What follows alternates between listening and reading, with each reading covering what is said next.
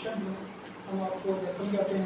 आज हमारा 39 सीमर का लेक्चर है। सीमर्स में continued monthly education lecture series है। तो आज हम अपने लेक्चर का आगाज़ करते हैं, शुरू करते हैं। बिस्मिल्लाहिर्रहमानिर्रहीम। ठीक है,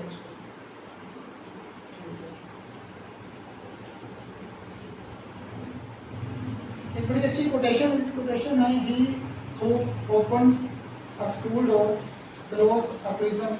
अगर कोई बंदा स्कूल का एक दरवाज़ा खोल देता है, एक स्कूल खोल देता है, तो समझ लें कि एक जेल का दरवाज़ा बंद हो जाता है।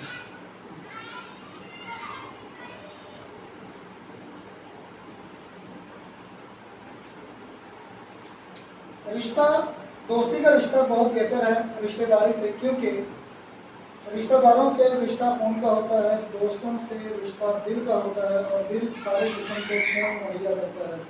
इसलिए दोस्ती का रिश्ता अहम होता है। लिहाजा दोस्त बनाना सीखें और दोस्तों के साथ ज़िंदगी बिताना सीखें। अपनों के साथ भी और दोस्तों के साथ भी अच्छा रिश्ता बना के ज़िंदगी बिताना सीखें। अपनों के साथ भी और दोस्तों के साथ भी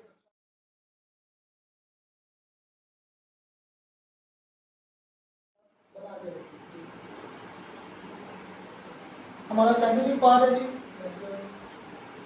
आर्निका मोंटाना। आर्निका मोंटाना हमारी मेडिसिन है, फर्स्ट ईयर की मेडिसिन है, पॉलीक्रिस्टल है। हम इस शुरुआत करते हैं बोटेनिकल नेम का। बोटेनिकल नेम जो हमारे पास इसका है आर्निका मोंटाना, इनके नाम से। सिनोनिम इसका लिक्विड्स बेन, और कॉमन नेम हम इसका लेते हैं माउंटेन टबैको, यानी हम इसको कहते हैं पहाड़ी तंबाकू के नाम से। ठीक है, ये पहाड़ी तंबाकू के नाम से जाना जाता है, तो इसलिए हम इसको माउंटेन टबैको कहते हैं। आर्निका मोंटाना मीनिंग क्या है आर्निका के? आर्निका का अगर हम मीनिंग देखते हैं तो इसका मतलब ये है कि lamp skin, because appearance of leaves is like a lamp skin that is woolly. Montana means mountains. अगर हम आर्निका की बात करें तो आर्निका में वूली स्किन, जैसे वूल होती है, जैसे किसी लैम्प की स्किन होती है, छोटे बछड़े की तरह की स्किन होती है, तो उस तरह की स्किन का। और दूसरी बात कर रहे हैं मोंटाना की। मोंटाना मीन है माउंटेन से, यानी कि ऊपर पहाड़ियों में पाया जाने वाला पौधा, और ये पहाड़ियों पे ही मिलता है। फैमिली इसकी ऑस्ट्रेलेशिया फैमिली है। सोर्स इसका वेजिटेबल किंगडम है, और प्रूवर इसके डॉक्टर हानीमन है, जिन्होंने 1805 में इसको प्रूव किया। ये इसकी कुछ शेप्स हैं।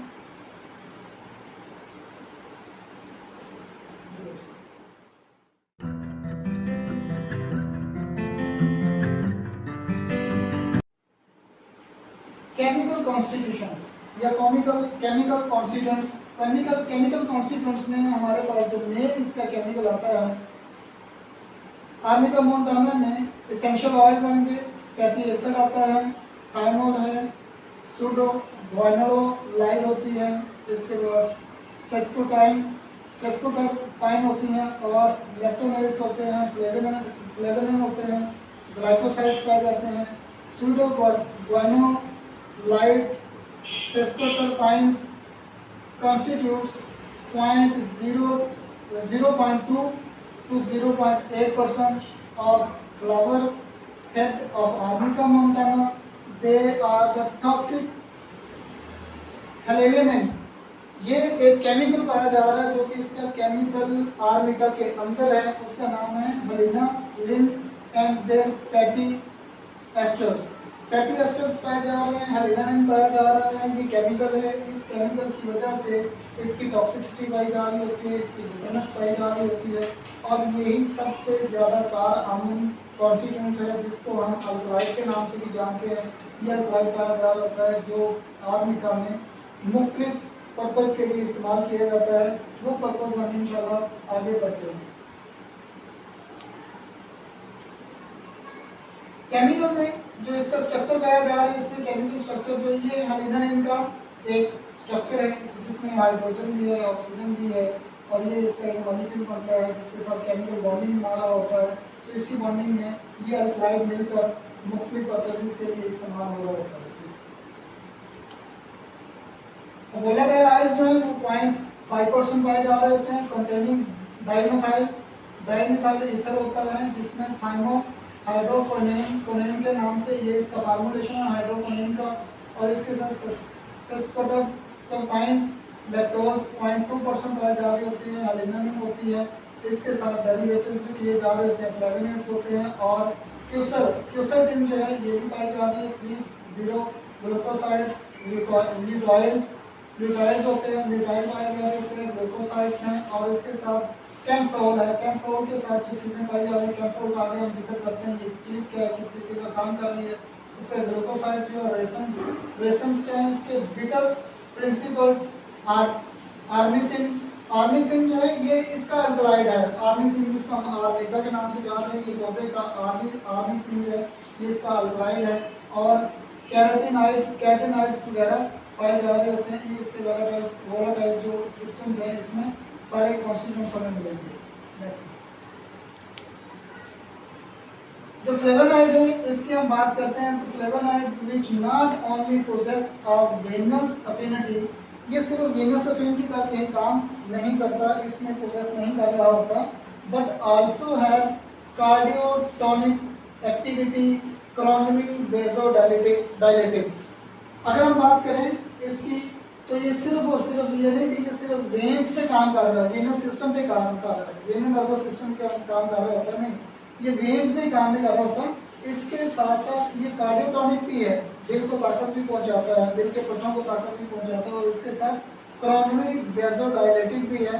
जब हम देखते हैं कि दिल को सप्लाई चाहिए होती है, तो दिल को सप्लाई करने के लिए कोरोनरी आर्टरीज काम कर रही होती है, तो कोरोनरी आर्टरीज में अगर प्रॉब्लम आ जाती है तो ये इसको भी ठीक करता है, ये आर्निका के अंदर आर्निसिन का जो है वो काम होता है, यानी कि इसको डायलेट कर देता है, जो कोरोनरी आर्टरीज होती है उसको डायलेट करता है, और ब्लड की सप्लाई हार्ट को प्रॉपर मिलती है, जिसकी वजह से उसको काम करने के लिए नासावकन मिलता है, और उसकी पेन खासतौर पर जो एंजाइना पेक्टोरस टाइप है इसको कवर करता है। आगे जो इसके अंदर एंटी हाइपरटेंसिव इफेक्ट्स, इसके अंदर एंटी हाइपरटेंसिव जो हम बात कर रहे होते हैं कि आर्निका सिर्फ चोटों के लिए काम कर रही है, नहीं, ये चोटों से बढ़ के काम कर रही होती है। हाइपरटेंसिव जो कि अगर ब्लड प्रेशर की मिकदार बढ़ चुकी हुई है या हाइपरटेंशन का मामला बन चुका हुआ है तो उसको भी ठीक करता है, और cardio carotenoid pigments manganese and it's responsible for a range of effects, anti neurologic, anti rheumatic, anti inflammatory and anti acrotic. ये चारों पांचों जो प्रोसेस है, अगर हम इसकी बात करते हैं तो इसमें ये रिस्पॉन्सिबल है, खासतौर पर कौन सी रेंज इसकी, बहुत ज़्यादा रेंज में काम कर रहा है, बहुत इफेक्ट्स में अक्सर लोगों ने काम लिया हुआ है, क्योंकि आर्निका को सिर्फ चोटों के लिए याद रखते हैं, सिर्फ चोटों के लिए याद है, बाकी उसके लिए कोई पर्पज ही नहीं रह जाता। तो हम इसको देते हैं ये एंटी न्यूरोलजिक काम कर रहा है, जहाँ पे नर्व्स का मामला है वहाँ, जहाँ पे नर्व्स का मामला बनता है उसको ठीक कर रहा है, जहाँ पे रिमेटिज्म है उसको ठीक कर रहा है, और एंटी इंफ्लेमेटरी जहाँ पे इंफ्लेमेशन उसको भी, और जहाँ पे एंटी एक्रोटिक की बात करते हैं, जहाँ पे स्किन की प्रॉब्लम्स भी आ रही है वहाँ पर भी एक्रोनाइट जो वो एज ए प्योरीफायर जो वो काम कर रहा होता है। फिनॉल्स, अब फिनॉल्स इसका दूसरा कॉन्स्टिट्यूएंट्स है, केमिकल कॉन्स्टिट्यूएंट्स है, इसमें कैटिक एसिड और chlorogenic acid which not only have cardiotonic effects, ये सिर्फ और सिर्फ अगर बात किया फिनॉल्स की बात करें, कैटिक एसिड की बात करें, क्लोरोजेनिक एसिड की बात करें, तो ये सिर्फ कार्डियोटोनिक इफेक्ट्स तक ही महदूद नहीं है, ये अपना जो इफेक्ट्स होता है कहाँ तक, antibiotic and anti fungal effects तक भी लेकर जाता है। अगर हम ऐसे एंटीबायोटिक के लिए लो पोटेंशियल इसको इस्तेमाल करते हैं तो ये आर्निका के अंदर ऐसी खासियत है, फिनॉल्स की तरह के मिलते हुए इसके अंदर अल्कलाइड्स पाए जा रहे होते हैं जो कि एंटीबायोटिक और एंटी फंगल इफेक्ट्स के तौर पर भी काम करते हैं। इलेक्ट्रॉनिक्स की जो काम है, इसका जो प्रिंसिपली हेलिना रिंग जो पाया जा रहा है, हेलिना रिंग ये काम क्या करता है, इसको हम जानते हैं ये इरिटेटिंग एक्शन में लेकर चलता है, खासतौर पे कौन सी इरिटेटिंग, स्किन की इरिटेटिंग, और इसमें कॉन्टैक्ट एलर्जी है और एंटी इंफ्लेमेटरी जो इफेक्ट्स हैं उसको कवर कर रहा होता है। तो ये जो एंटी इंफ्लेमेटरी इफेक्ट्स है उसको भी आर्निका बड़े अच्छे तरीके से कवर कर रहा होता है।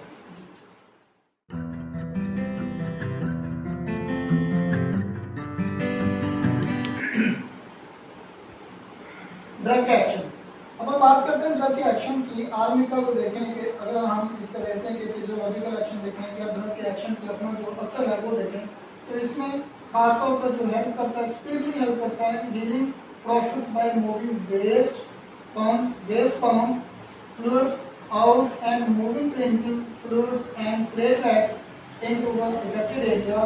क्या करेगा, जहां पर कोई affected areas बना हुआ है उसमें से क्या करेगा, जो उसके वेस्ट प्रोडक्ट है, वेस्ट प्रोडक्ट को बाहर निकाल देगा, उस जगह से बाहर निकालेगा। बाहर निकालने के बाद वहां पर प्लेटलेट का अपना क्लम्प आता है, प्लेटलेट क्लम्प आकर उसको खत्म करता है। उसकी जगह पर आगे मिसाल के तौर पर ब्लीडिंग हो गई तो ब्लीडिंग में आगे क्या करेगा, वहाँ पर प्लेटलेट अपना क्लम्प लगा देता है और वहाँ से आगे प्लग लगने के बाद ब्लीडिंग नहीं हो रही होती। और जो वेस्ट प्रोडक्ट होता है, जो वेसन्स निकल रही होती हैं, उस वेस्ट प्रोडक्ट के लिए इसमें क्लींजिंग करने में होती है और जिसम को जो जिसकी तरीके से हम कहें कि एंटी फंगल टाइप है या एंटी इंफ्लेमेटरी टाइप है उसको दूर कर रहा है। तो इस चीज़ को ये अफेक्टेड एरिया को खत्म कर देगा और क्लींस कर देगा और उसका जितना भी पुटरिक फ्लूइड्स है उसको बाहर निकाल देगा।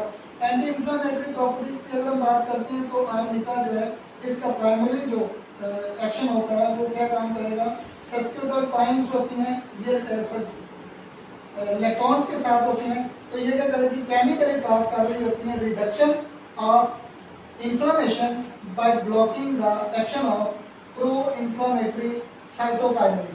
अब ये क्या काम करना है, ये डायरेक्ट एक्शन काम कर रहा होता है हर प्रोसेस के लिए, किसी न किसी काम के लिए वो अमल कर रहा होता है। तो ये जो मेडिसिन हमारी समझाएगी काम क्या करना है, अपने ब्लॉकिंग सिस्टम के साथ इन्फ्लेमेशन का जो एरिया उसको रिडक्ट करती है, रिड्यूस करती है। रिड्यूस करने के बाद क्या करती है, उसकी प्रो इन्फ्लेमेटरी साइटोकाइनेज जो है वो इसमें मिलते हैं और वहाँ पर उस स्किन को क्लींस कर साफ कर देगा। ये प्रो इन्फ्लेमेटरी साइटोकाइनेज हैं। अगर हम बात करें, हमने मेडिसिन दी तो मेडिसिन का काम करने से इसका काम दो तरह से, एक इनडायरेक्टली है और दूसरा जो डायरेक्ट में है। अगर हम बात करें इन्फ्लेमेटरी क्या है, जहाँ पे पेन होगी वहाँ पे इन्फ्लेमेशन होगी, जहाँ पे पेन होगी वहाँ पे बर्निंग होगी, जहाँ पे पेन होगी रेडनेस पाई जा रही होगी। तो ये क्या करते हैं, ये उसको इन्फ्लेमेटरी को दूर कर रहा होता है। हम बात करते हैं अगर ये काम करे डायरेक्ट तौर पर करे तो ये डायरेक्टली जो है पेन को जाकर रिलीव करेगा, और अगर इनडायरेक्टली करता है तो पहले जाके इन्फ्लेमेशन को खत्म करेगा, उसके बाद पेन को रिलीफ देगा। ठीक है, दोनों प्रोसेस हमारी मेडिसिन जो ड्यूल पर्सनैलिटी के साथ ड्यूल कॉन्सेप्ट चलती है, तो उस कॉन्सेप्ट में क्या करेंगे, या तो अगर हम देते हैं तो उसको इन्फ्लेमेशन को ठीक करेगा, इन्फ्लेमेशन का पेन ऑटोमेटिकली ठीक हो जाएगी, remove the cause if it is possible वाला काम हो जाएगा। और अगर हम नहीं है तो ये क्या करेगा, डायरेक्टली पेन पे जाके काम करेगा और उसकी पेन को रिलीफ दे देगा। ये इसका काम है आर्निका का बेसिकली। ये इसका एक आर्निका का जो फ्रूट है और उसके सीड्स की इस तरीके की शक्ल बनी होती है। साइंटिफिक अप्रोच करते हैं कि मॉडर्न एरा के अंदर, मॉडर्न एरा में 2013 में एक स्टडी कॉकरेन नामी जो है, इसने कॉकरेन कोलैबोरेशन के साथ सिस्टमैटिक एक रिव्यू दिया गया। इस रिव्यू में हमें मिलता है कि हर्बल मेडिसिन के साथ इसकी ट्रीटमेंट की गई जिसको ऑस्टियोआर्थराइटिस कहते हैं। उसके कंक्लूड किया गया था arnica gel probably improves pain and functions as well as non-steroidal anti-inflammatory drugs do। Herbal medicine के साथ इसको इस्तेमाल किया गया, एंटी इंफ्लेमेटरी के साथ काम किया गया। जैसे कि हम देखते हैं कि दूसरी जो इंफ्लेमेटरी जेल्स वगैरह इस्तेमाल करते हैं जो मुख्तलिफ फॉर्म में आ रही होती हैं, तो इसको भी इस्तेमाल किया गया। तो इसने ऑस्टियोआर्थराइटिस के तौर पर जो आर्निका हमारी मेडिसिन है, इसने वहाँ पर अच्छा काम किया और जितना काम दूसरी मेडिसिन कर रही हैं उसी तरीके का ये भी काम वैसे ही करती है। लोकल एप्लीकेशन में भी जो जेल है, तो जेल का मतलब हम इसको लेंगे लेजिमेंट के हिसाब से, लेजिमेंट जो होती है वो लोकल एप्लीकेशन के लिए होती है। तो लोकल एप्लीकेशन के लिए अगर हम इसको इस्तेमाल करें तो इसने उतना ही असर किया जितना दूसरी मेडिसिन की प्रोफिशिएंसी है उसी तरीके से लोकल एप्लीकेशन में भी करती है। लेकिन लोकल एप्लीकेशन में हमारे पास थोड़ी सी इंडिकेशंस होती हैं, लिमिटेशंस होती हैं, जिसके हवाले से हम इसको आर्निका को लोकल पे नहीं करवाते, वो हम फर्दर देखेंगे। टॉक्सिसिटी की, अगर हम इसमें जहरीला पद देखें, टॉक्सिसिटी देखें तो इसके हवाले से आर्निका जो होता है ये कंटेन कर रहा था टॉक्सिन हलेनारिन। ठीक है जी, हलेनारिन जो है ये काम करेगा पॉइजनस के तौर पर if large amount of the plant are taken. अगर ज़्यादा मिकदार में कोई बंदा इसको इंजेस्ट कर लेता है, खा लेता है, तो उसके लिए ये इंडिकेशन पैदा करती है कि ये पॉइजन पैदा करेगी और करेगी क्या, it produce severe gastroenteritis and internal bleeding of the digestive tract if enough material is ingested, अगर काफ़ी ज़्यादा मटेरियल खा लिया जाए तो एक तो गैस्ट्रोएंटेराइटिस पैदा कर देगी, दूसरी इंटरनल ब्लीडिंग जो है वो गैस्ट्रिक के अंदर मैदे के अंदर पैदा कर देगी, जिसकी वजह से डाइजेस्टिव ट्रैक्ट है वो खराब होगा। अब contact with the plant can also cause skin irritation, अगर इसके प्लांट के साथ जो बंदा छू जाता है, ठीक है, कॉन्टैक्ट होता है आम जल्दी तौर पर, तो ये क्या करेगी, इसमें इरिटेशन पैदा कर देती है, डिज़निया पैदा कर देती है, सांस की तंगी पैदा होना शुरू हो जाती है, कार्डियक अरेस्ट पैदा कर देती है और उसके बाद डेथ भी कॉज कर सकती है। न्यूरल्जियास में अगर न्यूरल्जियास ओरिजिनेटिंग इन डिस्टर्बेंसेस ऑफ न्यूमोगैस्ट्रिक, अब न्यूरल्जिया पैदा होता है तो ओरिजिनेट कहाँ से हो रहा है? न्यूमोगैस्ट्रिक नर्व से। अब न्यूमोगैस्ट्रिक नर्व से जब न्यूरल्जिया पैदा होगा, नर्व्स की पेन पैदा होगी, तो ओरिजिनेशन जो है वो डिस्टर्बेंस कहाँ से आनी होगी? न्यूमोगैस्ट्रिक नर्व से, जिसकी वजह से क्या होगा, मुख्तलिफ प्रोसेस में आता है। जो न्यूमोगैस्ट्रिक है ये हमारे खास तौर पर जो है न्यूमोनिक नर्व्स होती हैं और इसमें हमारे पास जो लंग्स का सिस्टम होता है उसमें डिस्टर्बेंस आती है, जिसकी वजह से मुख्तलिफ ब्रीदिंग की कंडीशंस पैदा हो जाती हैं, उसमें कार्डियक अरेस्ट भी होता है और डेथ भी डिलेड हो जाती है।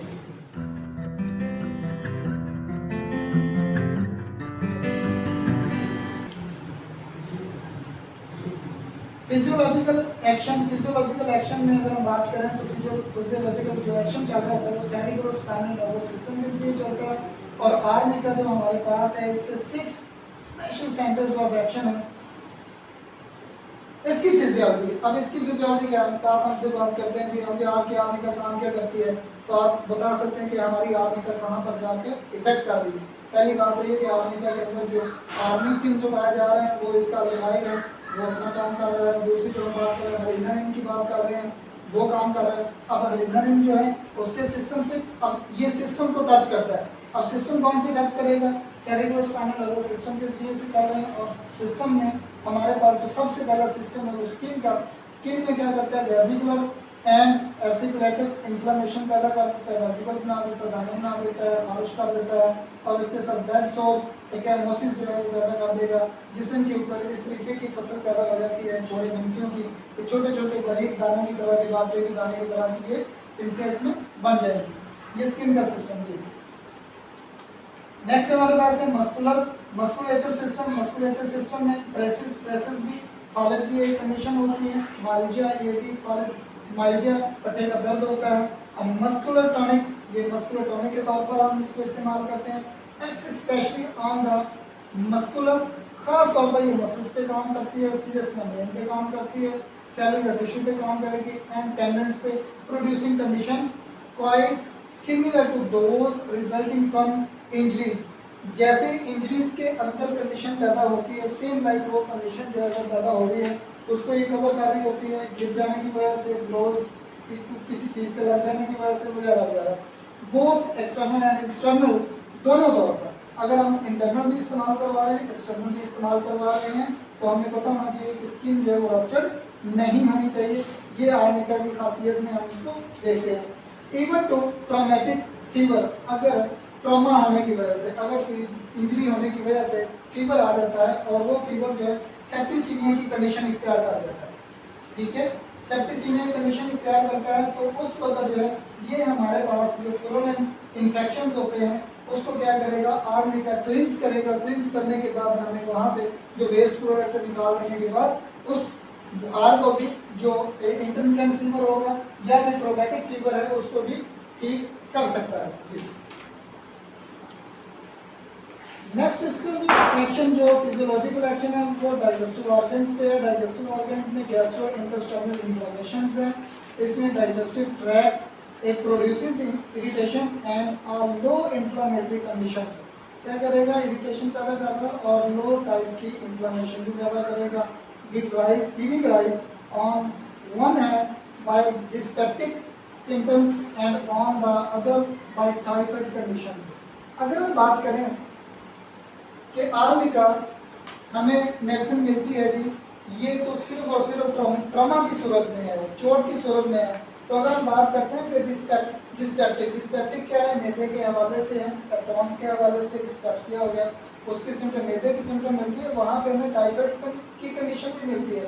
टाइफाइड कंडीशन मिलेगी तो हम जानते हैं कि ये जो इंटेस्टाइनल इरिटेशन है उसमें होगा, तो उसमें टाइफाइड का एंटाइटिस वगैरह का जो सिस्टम है वो बन जाएगा, वो प्रॉब्लम बनाएगा। और अगर अ ब्रूज सोर फीलिंग इज इट्स लीडिंग पेक्युलरिटी, और मैदे के अंदर अगर हम बात करें, जिसको हम बात करते हैं हल्की फुल्की दर्द होगी, आर्निका में हल्की फुल्की दर्द का कंसेप्ट नहीं है।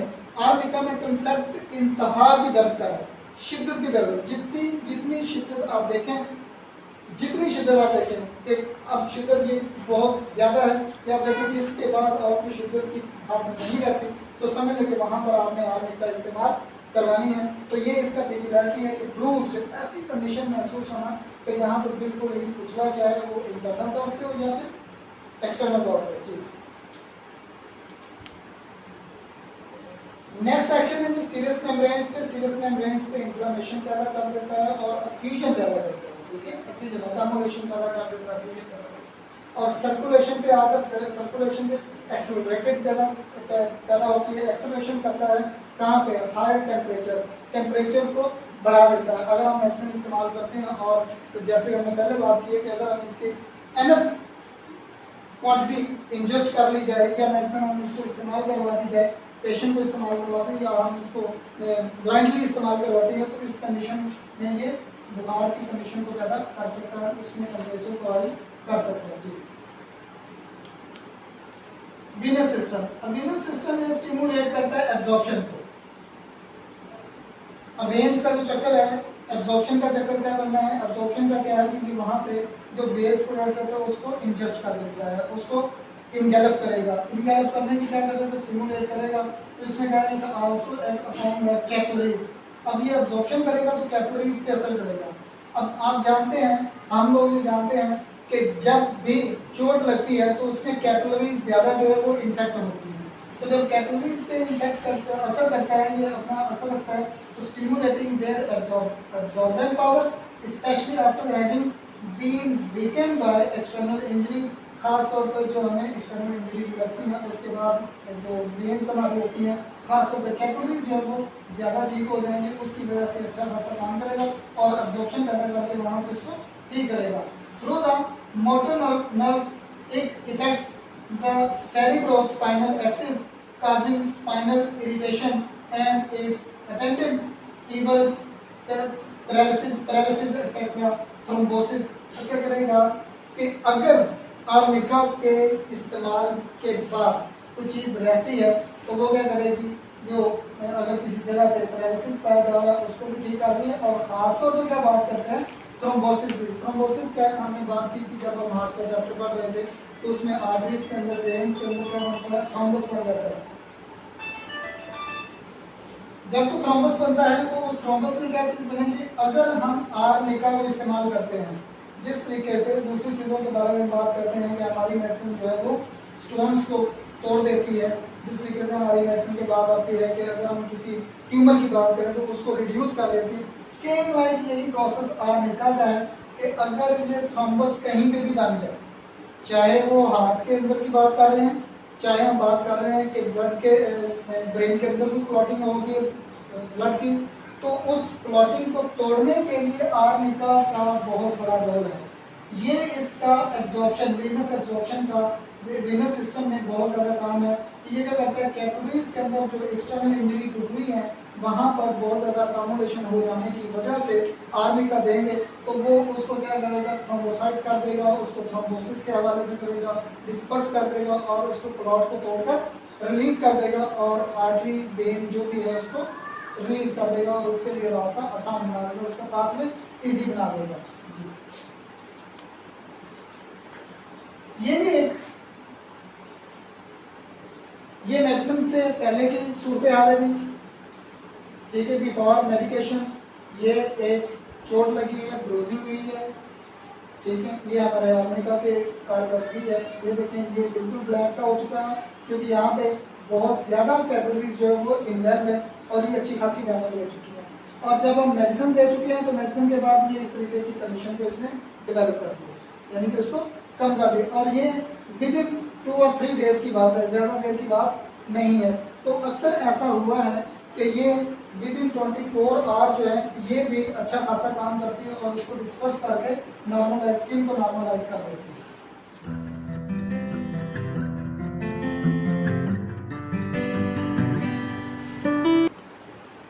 टेक्नोलॉजी,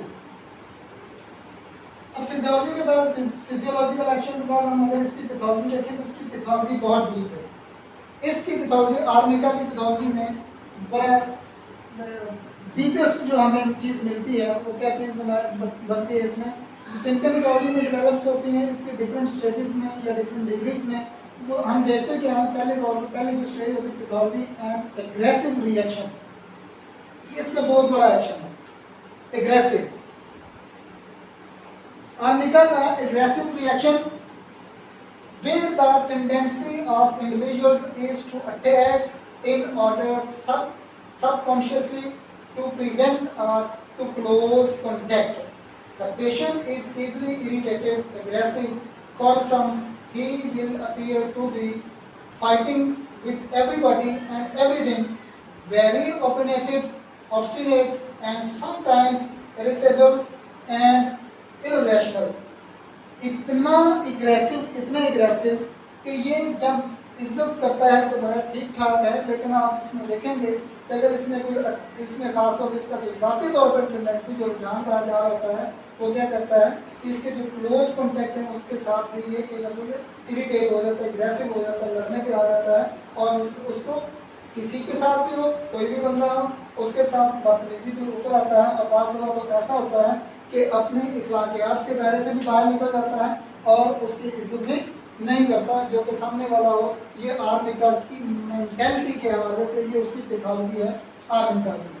और इसी तरीके से अगर हम इसको मटीरियल डोज में करते हैं तो ये जिस्म के ऊपर भी इसी तरीके का काम करती है, ठीक है, जिसको हम कर रहे थे कि कॉन्टैक्ट एलर्जी पैदा कर देना, कॉन्टैक्ट इन्फ्लेमेशन बना देना, तो इस तरीके का ये काम कर देती है। Irritability and anger lead to cursing. अब ये इरिटेबल जो है अगर इरिटेबल हो जाता है पेशेंट और उसका गुस्सा आता है तो ये गालियाँ निकालने भी हो जाता है, पेशेंट गालियाँ निकालने पे आ जाता है।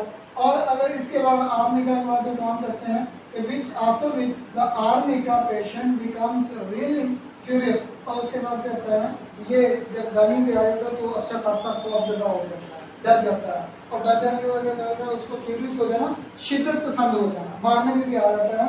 He is contradictory, nothing pleases him, फिर ये किसी की बात नहीं सुनता ना किसी से बात करता है। He wants certain things and later on pushes them away, और किसी की बात नहीं सुनता और जो चीज़ें हैं उनको चाहता है लेकिन जब उनके पास आ जाते हैं तो उसको धकेलता है, इसको ले जाओ, मुझे ये चीज़ें नहीं चाहती। इन दिस स्टेज, इस हालत में, इस सूरत हाल में आर्निका को जब हम देखें may also becomes capricious, not knowing what he wants, ये नहीं जानता कि उसे क्या चाहिए, अनएबल टू टॉलरेट, बर्दाश्त नहीं हो सकती, यानी कोई भी चीज़ उससे which is disagreeable and shouts unreasonably, shout करता है, चिल्लाता है, कोई रीज़न का भी पता नहीं होता कि किस वजह से ये इस तरीके के बदहवासी हो रही है और ये काम कर रहा है। इस तरीके की इसकी पैथोलॉजी डीप पैथोलॉजी में जाकर हमें मिलता है।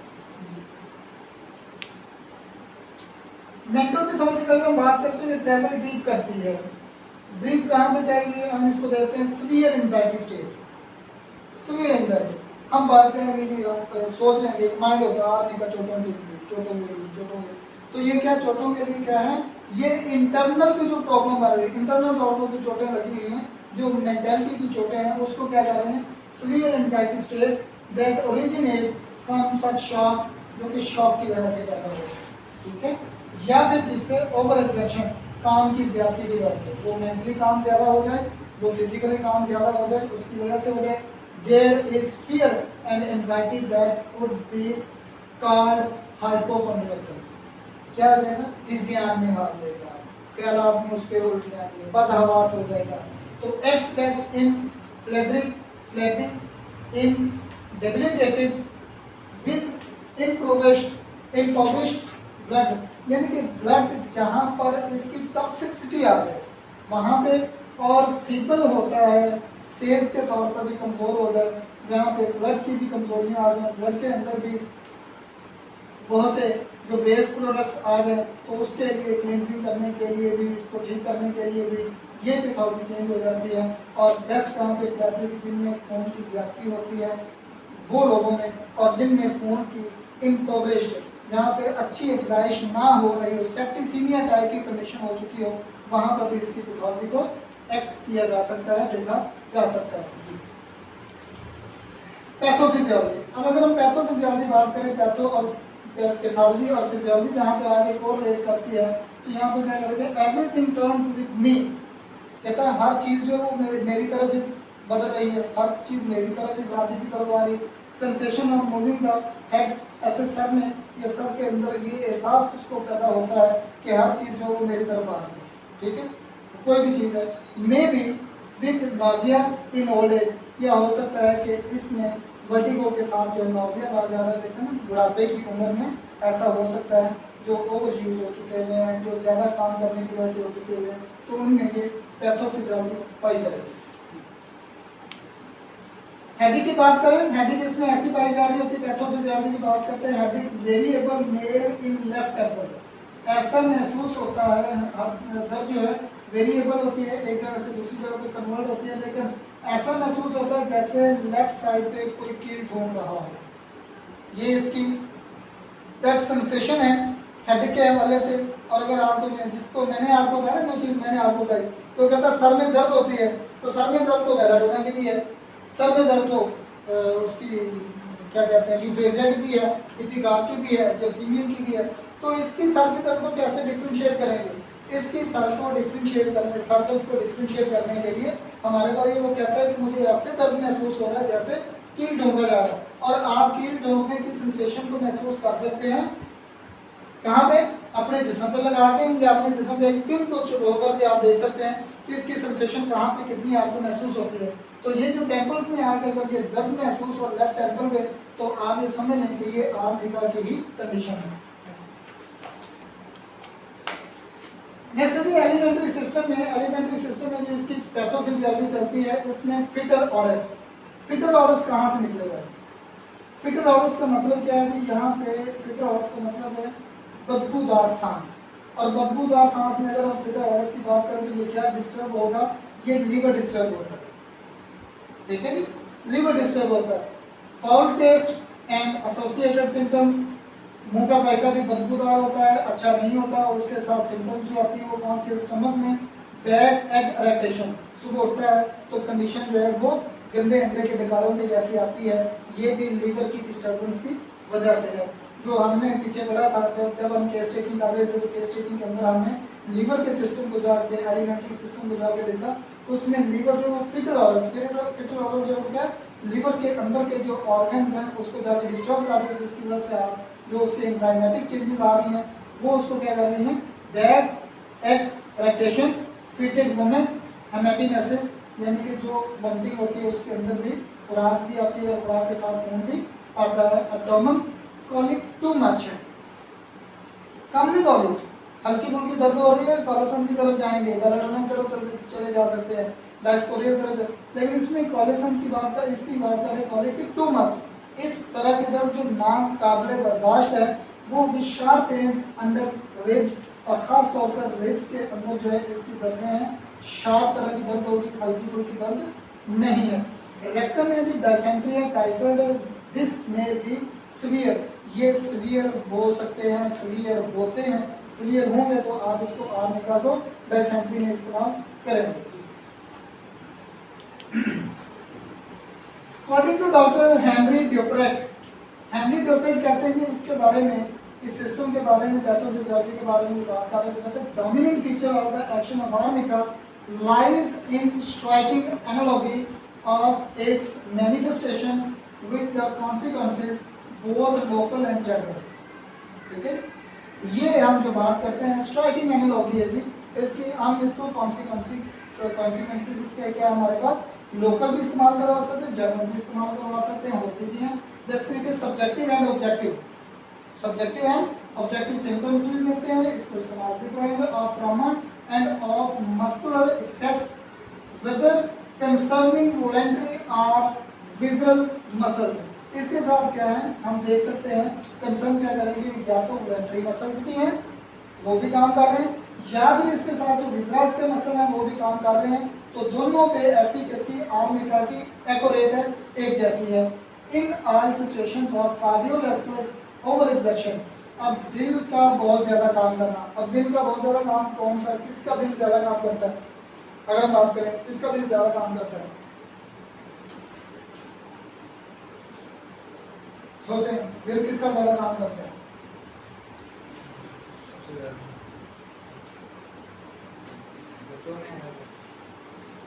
सबसे ज्यादा खिलाड़ियों में काम करता है, खिलाड़ियों में काम करता है। ठीक है, जितने एथलीट्स हैं, जितने खिलाड़ी हैं, जितने भी ये सारे स्पोर्ट्समैन हैं, जितने भी, उनका दिल ज्यादा काम करता है। ठीक है, क्यों? कि वो आम पर्सन से ज्यादा वर्क कर रहे होते हैं। तो इसमें क्या होता है, ओवर एक्सर्शन, ओवर एक्सर्शन किसकी? कार्डियोवैस्कुलर। ठीक है, दिल बहल जाता है। अब जब दिल बहल जाए तो उस वक्त दवाई कौन सी याद आती है? आर्निका याद आती है। बहुत सी दवाइयाँ होंगी, लेकिन ओवर एक्सर्शन को याद रखें। ओवर एक्सर्शन, यहाँ पे आपको ओवर एक्सर्शन याद आ जाए, समझ लें कि ये आर्निका है, कोई और नहीं होगा। कदर डॉक्टर साहब बहुत काम किया, बहुत काम किया, अब काम नहीं होता, समझ लें कि वो आर्निका है। ठीक है, arnica can acts as a vascular protection, ये क्या करते हैं? वेस्कुलर प्रोटेक्शन है, वेसल्स की प्रोटेक्शन के लिए काम करता है, उसको फटने नहीं देता और उसको क्लींस भी कर देता है, उसमें से जो मवाद है उसको प्योरीफाई भी कर देता है, उसको निकाल भी देता है, वेस्ट प्रोडक्ट को उसको फार्म भी कर देता है और उसका प्रोटेक्शन भी पैदा करता है।